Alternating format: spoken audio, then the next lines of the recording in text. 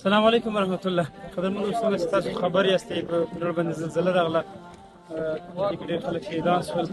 دغه خلک مرستو ته اړتیا لري. الحمدلله موږ د دې نه مخکې هم په دې باندې خوراکي پکې تقسیم کړي، خیمو مو تقسیم کړي دي، نغد روپۍ مو تقسیم کړي دي. الحمدلله نن یو ځل بیا موږ د خوراکي پیکج تقسیموو. له موږ سره اوسئ. جزاک الله خیر. السلام علیکم ورحمۃ الله.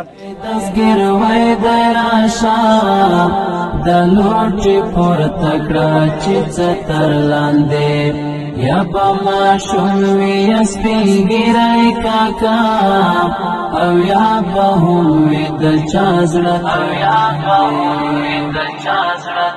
لاندې.